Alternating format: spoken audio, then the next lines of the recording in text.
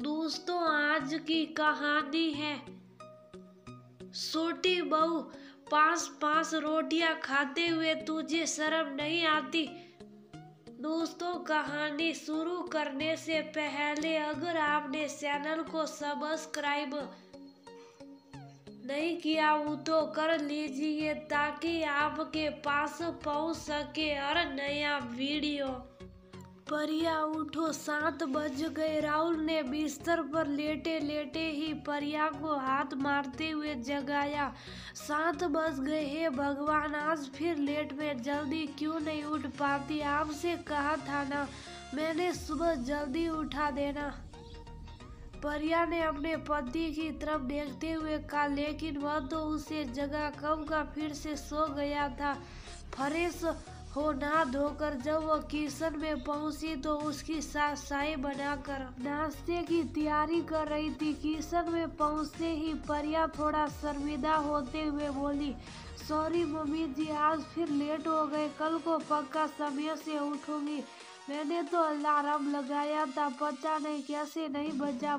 तुझे किसने कहा है इतनी जल्दी उठने के लिए? और फिर आज तो वैसे भी संडे है, सब आराम से उठेंगे, तो जल्दी उठकर करना क्या था? साला वो उठ गई है तो प्ले चाय पीने में अपनी सासू माँ का साथ दे। शांता जी ने अपनी बहू के हाथ में चाय का कप पकड़ाते हुए कहा, वो क्या है मम्मी जी? शादी के समय मेरी मम्मी और दादी ने कहा था कि ससुराल में बहुओं का ज्यादा देर तक सोना नहीं सही नहीं है। उसकी इस आदत से ससुराल वालों को लगेगा कि उसके मायके वालों ने इसे कुछ सिखाया नहीं। परिया मासूमियत से बोली, तुम्हें जल्दी उठना अच्छा लगता है कि आपने मायके में कितने बजे उठती थी तुम? मम्मी जी, स्कूल कॉलेज के समय तो 7 बजे उठ जाती थी, लेकिन संडे को मजाल है कि कोई मुझे 10 बजे से पहले उठा दे। परिया मुस्कुराते हुए बोली, बस तो बहू, यहाँ पर भी यही नियम बना लो, संडे को जल्दी उठने की कोई जरूरत नहीं है। बाकी दिन क्योंकि सभी ऑफिस जाते तो थोड़ा जल्दी उठना ही पड़ेगा, लेकिन घबराओ मत, मैं हूँ ना। बस बहू, इतना ही कहूँगी। अब ये तुम्हारा घर है, जा कर्तव्य के साथ साथ तुम्हारे कुछ अधिकार भी है, इस बात को हमेशा याद रखना। और सबसे बड़ी बात, अगर मन में कोई भी शंका हो तो जिस तरह अपनी मम्मी से अपने मन की बात करती थी वैसे ही मुझे बताना। मन में रखने से रिश्ते उलझ जाते हैं और मैं नहीं चाहती गलत फहमी के कारण रिश्ते बगड़े। मम्मी, आप कितनी अच्छी हो, लगी नहीं रहा कि मैं ससुराल में हूँ, वरना तो ससुराल के नाम पर हवासा बना कर रखा है, लेकिन या तो मैंने ऐसा कुछ नहीं देखा। परिया हंसती हुई अपनी सासू माँ के गले में बाहें डालते हुए, क्या बात है भाई, सास बहू में बड़ा प्यार उमड़ा तो तुम्हें क्यों जलन हो रही है बेटा? वैसे तो नारायण, तू ये बता, खुद तो तू संडे को इतनी देर तक सोता है, फिर बहू को इतनी जल्दी क्यों जगाया? अरे यार मम्मी, मैं तो आपका लाडला बेटा हूँ ना, और ये ठहरी घर की बहू। बहू को ज्यादा जल्दी उठना ही चाहिए और बेटों को देर तक सोना चाहिए। दादी माँ की किताब में बचपन से उनके मुंह से यही सुनता आ रहा हूँ, तो मुझे पूरा बहु पुराण याद हो चुका है। बहू को तेज नहीं हंसना, सबके बाद खाना खाना है, ज्यादा ठूस कर नहीं खाना, और जवाब तो देना ही नहीं। राहुल अपनी आंखों को गोल गोल घुमाते हुए बोला, दादी माँ के लाडले पोते, उनके बनाए दकियानुसी नियम मेरी बहू पर तो बिल्कुल भी नहीं चलेंगे, समझे क्या मम्मी जी? दादी ने ये सारे नियम आप पर अपनाए थे क्या? परिया हैरानी से अपनी सास की तरफ देखते हुए बोली, छोड़ बहू, क्या पुरानी बातों को कुरेदना। अच्छा सुनो, आज शाम को तेरी ताई जी ने पूरे परिवार को खाने पर बुलाया है, थोड़ा ढंग से तैयार हो जाना, वरना अपनी दादी से आशीर्वाद की जगह भर भर कर नियम कायदे सुनने को मिलेंगे। शांता जी मुस्कुराते हुए बोली, जी मम्मी जी। शांता जी, दो देवरानी जेठानी, कुछ सालों तक तो दोनों देवरानी जेठानी के परिवार इकट्ठा रहा, लेकिन बच्चों के बड़े होने पर दोनों ही परिवार समीर रहते आपसी सहमति से अलग हो गए। शांता जी की सासू माँ एक रौबदार महिला थी। उन्होंने हमेशा अपनी दोनों बहुओं पर अपना रौब बना कर रखा और सबसे ज्यादा शांता जी पर, क्योंकि उनकी मायके की आर्थिक स्थिति जेठानी के मायके और यहाँ से बहुत कमतर थी। शांता जी की सासू माँ अपनी बड़ी बहू यानी कि उनकी जेठानी के साथ ही रहती थी, क्योंकि शांता जी के पति की आर्थिक स्थिति भी उतनी अच्छी ना थी जितना कि उनकी सासू माँ को शुरू से खाने पीने की आदत थी। उन्हें लगता था कि अगर वह उनके साथ रहेगी तो शायद इतने ऐसो आराम उन्हें ना मिले, और वैसे भी शुरू से ही उनका मन अपनी बड़ी बहू में ज्यादा था। जब कभी भी मिलना जुलना होता, इस उम्र में भी उनकी सास उन्हें ताने देने से सुखती ना थी। शाम को जब शांता जी अपने पूरे परिवार के साथ अपनी जेठानी के यहाँ गई तो जेठानी व उनकी सासू माँ बहू के लाए तोहफे देखकर थोड़ा खुश होते हुए बोली, सर शांता, ये तूने अच्छा किया कि बहू खाते पीते घर की लाई, जो कम से कम रिश्तेदारी में तेरी इज्जत रख लेगी। मेरी तरह शर्मिंदा ना होना पड़ेगा तुझे। दादी जी, ये तोहफे तो सासू माँ की तरफ से ही है। मेरी शादी में तो योने दान दहेज लेने से मना ही कर दिया था। आप सबकी साड़ी और कुछ जरूरी सामान भी पापा ने जबरदस्ती ही दिया है। सुनकर दादी के साथ साथ शांति जी की जेठानी का भी मुंह बन गया। परिया किचन में जाकर ताई जी की बहू के साथ खाना बनाने में मदद करने लगी। सभी खाने की टेबल पर बैठे थे। ताई जी की बहू जो सबके लिए खाना सर्व कर रही थी। परिया उन्हें देखते हुए बोली, दीदी आप भी आओ ना।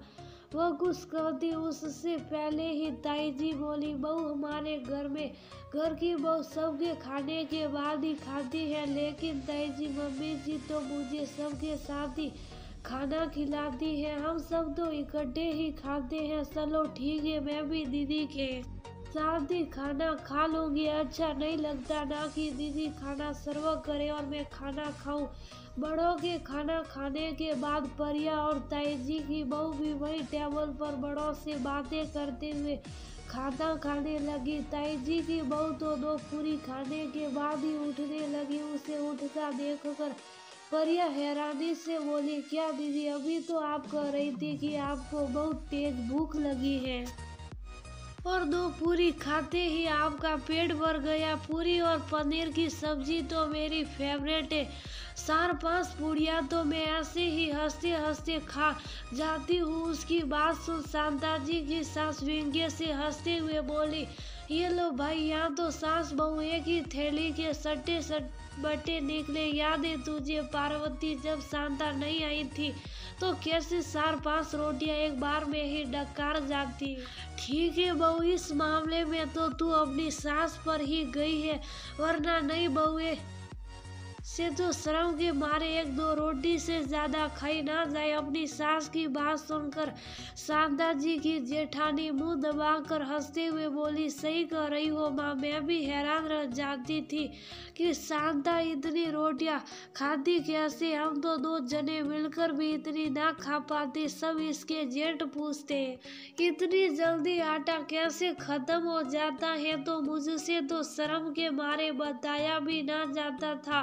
मेरी बहू से तो मुश्किल से 2 रोटी ही खाई जाती है। कितना भी कहूँ तीसरी रोटी कभी लेती ही नहीं। कैसे लेगी जीजी, जब आज तक आप मेरी रोटियां की गिनती करती आई हो तो क्या अपनी बहू की ना करती होगी। हाँ जीजी, मैं 4-5 रोटियां खाती थी। मेरी रोटियों की गिनती आपको और सासू माँ को याद रही, लेकिन सारे घर का काम जो मुंह अंधेरे उठने से लेकर रात को लेटते तक मैं करती थी, वह कभी आप दोनों को दिखाई ना दिया। हाँ, कम से कम मेरा काम तो सासू माँ को कभी दिखाई ना दिया। आप अगर गलती से कभी रोटी भी बना दो तो वह सारे मोहल्ले में आपकी रोटियों की तारीफ करते ना भूलती, क्योंकि आप सपन घर से आई थी और मैं इस घर की बहू होते हुए भी कभी वह इज्जत ना पा सकी, क्योंकि मेरा मायका सपन था। मैं अब आप जितना अपने मायके से ना ला पाती, जिससे कि आप दोनों का मुंह बंद कर सकूं। माँ जी सबके सामने आपकी झूठी बड़ाई करते ना थकती और मेरे लिए उनके मुंह से तारीफ के कभी दो बोल ना निकले। हाँ, उठते बैठते मुझे रोटियों के ताने ना देना ना भूलती। मेरी रोटियों की गिनती तो घर के हर सदस्य के साथ साथ पूरे मोहल्ले भर को बताती कि मैं पूरे परिवार का राशन अकेले खाती हूँ, लेकिन कभी उन्हें ये नहीं बताया कि मैं पूरे घर का काम भी अकेले ही करती हूँ। इस घर में मेरे कर्तव्य बताए गए लेकिन अधिकार कुछ नहीं दिए गए। यहाँ तक कि काम के बदले में भरपेट खाने का अधिकार भी आपके रोज के तानों ने मुझसे छीन लिया। मैं सब सुन कुछ जानकर भी चुप रही और आप लोगों को मेरी चुप्पी में अपनी जीत नजर आती थी, लेकिन ऐसा नहीं। मेरे संस्कार मुझे बड़ों का अपमान करने से रोकते थे, लेकिन ये मेरी गलती थी कि मुझे अपनी बात रखनी तो चाहिए थी। क्या मिला मुझे इतना सहकर आज तक भी ना आपको मेरी कदर रही ना मेरे काम की। बस माँ जी आपके और जीजी के साथ रहते हुए मैंने एक बात सीखी, किसी को दबाकर शुभ तो कराया जा सकता है, लेकिन अपने लिए उसके दिल में इज्जत नहीं कमाई जा सकती।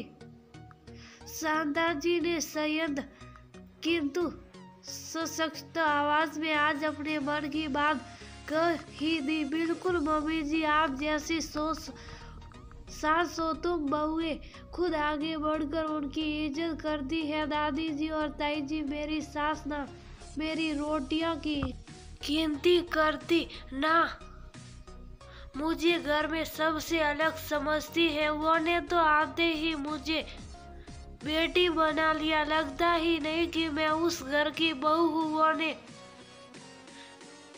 मुझे वही अधिकार दिए जो एक बेटी के होते, फिर मैं अपने कर्तव्य निभाने से कैसे पीछे रहूंगी। सुनकर कांता की सास व जेठानी का मुंह उतर गया। दोनों से जवाब देते ना बना देती भी क्या। आज उन दोनों सास बहुओं ने उन्हें सच्चाई का आईना जो दिखा दिया।